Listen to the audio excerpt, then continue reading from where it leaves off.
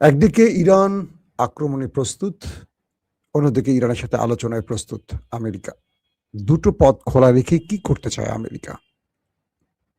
Iran বলছে, আমরা শত্রুকে উচিত জবাব দেওয়ার জন্য প্রস্তুত আছি। শত্রু যেটা চাইবে সেটাই হবে। প্রিয় দর্শক, আজকে অনেকগুলো খবর দেব। আমি শিরোনাম হয়তো ২-৩টা বলেছি, কিন্তু অনেকগুলো খবর আমাদের হাতে আছে। আশা করি পুরো ভিডিওতে আমাদের সঙ্গে থাকলে সবগুলো খবর পাবেন একসাথে। আসেন আমি একটা, একটা করে আপনাদের খবর দেওয়ার চেষ্টা করছি।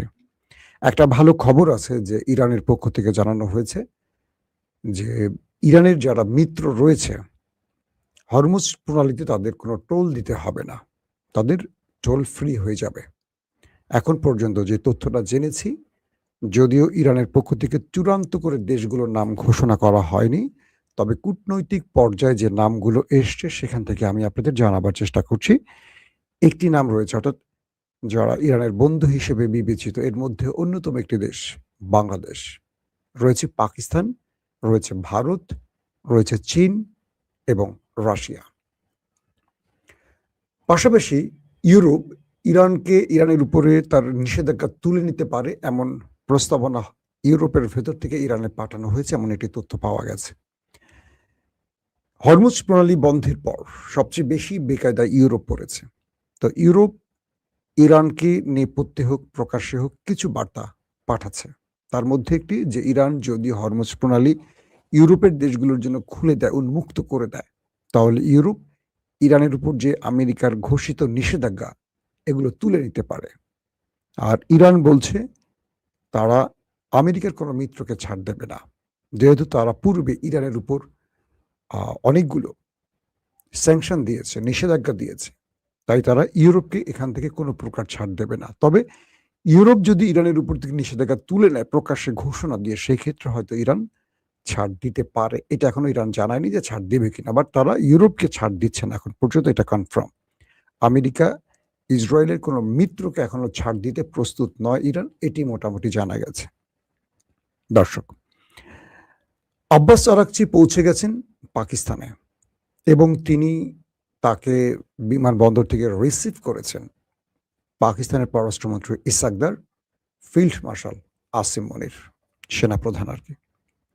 তো বলা হচ্ছে যে তিনি ইতিমধ্যে পাকিস্তানের যিনি পররাষ্ট্রমন্ত্রী ইসাকদার, তার সাথে গুরুত্বপূর্ণ বৈঠক করেছেন এবং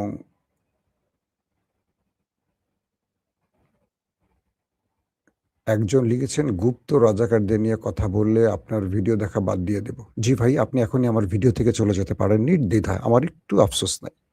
আমি কখনো কোনো দেশদ্রোহী, চাঁদাবাজ, টেম্পুলিক তারা আমার ভিডিওতে থাকুক আমি চাই না। আমার ভিডিও কাউকে দয়া করে দেখতে বলি না, একদমই না। সরি, আপনি আমার লাইফ থেকে চলে যেতে পারেন। আপনার মতো যারা সবাই চলে যেতে পারেন, একদম আমার আফসোস নাই।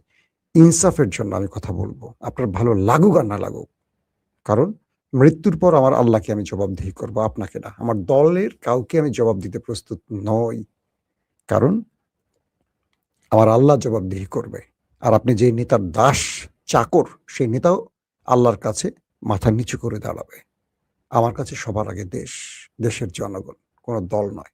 আপনি যে দলটাকে ভালোবাসেন সেই দলটার, আপনার চেয়ে আমার গ্রহণযোগ্যতা সেই দলটায় বেশি আছে। ওকে? আমরা মুখ খুললে অনেক ক্ষতি হবে। আপনি কোনো মূল্যবান কিছু না সেই দলটার কাছে, একটা ভোটার মাত্র। আর সেই দলটার জন্য ১৫ বছর আমরা কি করেছি সেটা হয়তো আপনি জানেন না, সেই দলটার মালিক জানে। তো আমরা কথা বলি কেন জানেন? এই দেশটা সঠিক পথে আগাক। এই দেশটা আবার হাসিনার মতো অন্ধকারে না যাক। আবার আমার প্রিয় দলটা হাসিনার মতো পালিয়ে না যাক। একটা সঠিক পথে থাকুক, সেই চেষ্টাটাই আমরা করি। যদি আপনি না বোঝেন, আপনার মতো বেকুব দর্শক আমার দরকার নাই। একটু জ্ঞান বুদ্ধি মাথায় রাখতে হবে। দল করে কিছু চাঁদাবাজি করতে পারবেন, কিছু টেন্ডারবাজি করতে পারবেন, এইটা আপনাদের কাজ, আমাদের এটা কাজ না। একটা সুন্দর দেশ চাই। আপনারা দেশ ছেড়ে আমেরিকা চলে যান, ইংল্যান্ড চলে যান, কেন জানেন? সেখানে রুল অফ ল আছে, সেখানে এরকম মাস্তানি গুন্ডামি নাই। কিন্তু সেই দেশটাকে, আমার দেশটাকে আমরা আমেরিকা, ইংল্যান্ড কেন বানাতে পারি না বলেন? তারেক রহমান 18 বছর ইংল্যান্ডে ছিলেন। তিনি চাইলে এই দেশটাকে ইংল্যান্ড বানাতে পারেন। এখন তিনি প্রধানমন্ত্রী। আমরা সেই স্বপ্নের দিকে হাঁটছি তারেক রহমানের সাথেই। কিন্তু আপনারা গণ্ড মূর্খরা সেটা বোঝেন না। আমি আশা করি আপনাকে যেটুকু বলার বুঝে ফেলেছেন। আপনার মাধ্যমে বাকিদেরকেও বলেছি। আসেন, এরকম কমেন্ট করবেন যাতে আপনাদের একটু বাসটা ঠিক মতো দিতে পারি, সমস্যা নাই। হ্যাঁ, আমার কোনো কিছু যায় আসবে না। এখন যে বিষয়টি তৈরি হয়েছে যে আব্বাস আরাকচি তিনি স্পষ্ট জানিয়ে দিয়েছেন যে তিনি আমেরিকার সাথে কোনো বৈঠক করবেন না। তার বৈঠকের টার্গেট হলো তিনি পাকিস্তানের সাথে কথা বলবেন, পাকিস্তানকে তার বক্তব্য তুলে দেবেন বা পাকিস্তান যে বিষয়গুলো ইরানের কাছে প্রেজেন্ট করেছে সেই জিনিসগুলোর উত্তর বা প্রশ্ন দুটোই পাকিস্তান ইরানের সাথে করবেন। পাশাপাশি তিনি মাস্কাট যাবেন অর্থাৎ ওমান এবং তিনি রাশিয়া যাবেন। এইটি হলো তার সফর কি বলে সফর সূচি আর কি। কিন্তু এরই মধ্যে বলা হচ্ছে মার্কিন যুক্তরাষ্ট্রের পক্ষ থেকে বলা হয়েছে দুজন ব্যক্তি প্রথমে জ্যারেড কুশনার এবং স্টিভ উইটকফ ইসরায়েলি মিত্র বা ইসরায়েলি আদর্শপুষ্ট দুজন আসবেন। সেকেন্ডারি সম্ভব হলে জেডি ভেন্স আসবেন। ডোনাল্ড ট্রাম্প আজকে স্পষ্ট করে একটি বক্তব্য দিয়েছেন। তিনি বলেছেন ইরানের কাছে আমাদের প্রস্তাবনাগুলো দেয়া হয়েছে, ইরান যদি এই প্রস্তাবনাগুলো বিবেচনা করে তাহলে যুদ্ধটা বন্ধ হতে পারে। তার মানে ইরানের উপর ডিপেন্ড করছে সবকিছু, সেটা ডোনাল্ড ট্রাম্প স্পষ্ট করে বুঝিয়ে দিয়েছেন। ইরানের হাতে এখন শেষ গতিটা বলা হচ্ছে। তারপরের গুরুত্বপূর্ণ খবরটি কি? আমি আজকে সকালেও বলেছি, কাল রাতেও বলেছি, চীন তার জনগণকে ইরান ছাড়ার নির্দেশনা পাঠিয়েছে এবং কালকের পর আজকে আবার সেকেন্ড ইমার্জেন্সি জানিয়েছে। মানে চীনের জনগণকে, ইরানে যারা আছেন তাদেরকে বলেছেন দ্রুত ইরান ছেড়ে আসতে। আমার যদ্দূর মনে আছে 28 তারিখে যখন ইরানের উপর হামলা হয় দেশ দুটোর পক্ষ থেকে, তখন চীন এইভাবে তার জনগণকে সতর্ক করে ইরান ছাড়তে বলেছিল এবং পরের দিনই আমরা দেখলাম কয়েক ঘন্টার মধ্যে ইরানে হামলা হয়েছে। তো চীনের এই বার্তাটির মাধ্যমে এইটুকু বোঝা যাচ্ছে যে ইরানে হয়তো বড় হামলা হতে যাচ্ছে। পাশাপাশি চীন ইরানকে তার গোয়েন্দা তথ্য পৌঁছে দিয়েছে কখন ইরানে হামলা করতে পারে, কি কি হতে পারে এই বিষয়ে চীন ইরানকে সকল তথ্য জানিয়েছে। এই বিষয়টিও নিশ্চিত হওয়া গেছে। পাশাপাশি কোনো একটি দেশ যখন হামলা করে কোনো দেশের উপর, তখন সেই দেশটিতে থাকা সকল নাগরিকদের সরিয়ে নেওয়ার জন্য সেই দেশটির মূল জায়গা পররাষ্ট্র দফতরে তথ্যটি জানানো হয়। ধরেন ইসরায়েল আমেরিকা ইরানে হামলা করবে, তো কি করবে ওরা? প্রথমে এই তথ্যগুলো জানিয়ে দেবে প্রত্যেকটা দেশের পররাষ্ট্র দফতরে। সেই পররাষ্ট্র দফতর দ্রুত তার জনগণকে সরিয়ে নেওয়ার জন্য কাজ শুরু করে দেয়। তার মানে এই হামলাটি ইরান জানবে যেমন, তেমনি অন্যান্য দেশও জানবে, যাতে ইরানে থাকা অন্যান্য দেশের জনগণ ক্ষতিগ্রস্ত না হয়। এই জন্য চীনের এই সেকেন্ড ইমার্জেন্সি ঘোষণার কারণে যুদ্ধ পরিস্থিতি বা যুদ্ধের আশঙ্কা আরো বেড়ে গেল। ইতিমধ্যে কয়েকটি সূত্রের বরাতে কিছু ভিডিও এবং সংবাদ আমাদের চোখে পড়ছে। সেটা হলো আরব দেশগুলোতে একের পর এক কয়েক ডজন রিফুয়েলিং ট্যাঙ্কার বিমান, কিছু জেট যুদ্ধ বিমান প্রবেশ করেছে এবং তাদের আনাগোনা বেড়েছে। প্রচুর আরবে মার্কিন ইকুইপমেন্ট ঢুকছে, একটার পর একটা ঢুকছে এবং বলা হচ্ছে যে ইরানের সাথে যুদ্ধের প্রস্তুতি নিয়ে আমেরিকা এবার আরবের মধ্যে তাদের রসদ বাড়াচ্ছে, বিভিন্ন যুদ্ধ বিমান বাড়াচ্ছে, ড্রোন বাড়াচ্ছে, বিভিন্ন গোলা বারুদ যা যা লাগে, মিসাইল, একটার পর একটা কার্গো বিমান এখন আরবে নামছে। তার মানে এগুলোতে করে আমেরিকা তার সকল রসদ নিয়ে আরবে নামছে ইরানের বিরুদ্ধে লড়াই করতে। এই বিষয়টিও স্পষ্ট হয়ে গেছে। পাশাপাশি ইসরায়েলের যে বিমানবন্দর বেন গরিয়ান, সেই বেন গরিয়ানে 25টি রিফুয়েলিং ট্যাঙ্কার দেখা গেছে। 25টি! Can you imagine? চিন্তা করতে পারেন? রিফুয়েলিং ট্যাঙ্কারের কাজটা কি জানেন তো? রিফুয়েলিং ট্যাঙ্কারের কাজটা হলো আকাশে যে যুদ্ধ বিমানগুলো লড়াই করতে আসে, যুদ্ধ করতে আসে দূর থেকে, এগুলোকে আর মাটিতে নামতে হয় না, আকাশে এগুলোকে তেল দেয়া হয়। আরেকটা বিমান আকাশে উড়ে থাকে, দুটো বিমান এভাবে উড়ে থাকে একটা পাইপ সিস্টেমে, সেটার পেছন থেকে একটা তেলের পথ থাকে, সেখান থেকে তেল দেয়া হয়, আকাশেই তেল ট্রান্সফার করা হয়। তো রিফুয়েলিং ট্যাঙ্কারের কাজ হলো এগুলো ভর্তি তেল থাকে, এগুলো আকাশে ভাসমান যুদ্ধ বিমানগুলোকে তেল দিয়ে থাকে। তো বলা হচ্ছে 25টি রিফুয়েলিং ট্যাঙ্কার ইতিমধ্যে ইসরায়েলে প্রবেশ করেছে, সঙ্গে আরো বেশ কিছু কার্গো বিমানও প্রবেশ করেছে। অর্থাৎ কার্গো বিমানে করে হয়তোবা সামরিক অস্ত্র এসছে ইসরায়েলে। দর্শক, কয়েকটি সূত্রের দাবি এই যুদ্ধে আমেরিকা জড়াতে নাও পারে। এই যুদ্ধে মূলত আমেরিকা ইসরায়েলকে সহযোগিতা করতে পারে এমন একটি সম্ভাবনা আছে। অর্থাৎ লড়াইটা ইসরায়েল শুরু করবে, আমেরিকা নেপথ্যে সব রকম সহযোগিতা করবে ইসরায়েলকে রক্ষায় বা অস্ত্র দিয়ে, এটাও হতে পারে। কারণ আমেরিকার উপর ব্যাপক চাপ আছে যেন ইরানের সাথে যুদ্ধে না জড়ায়।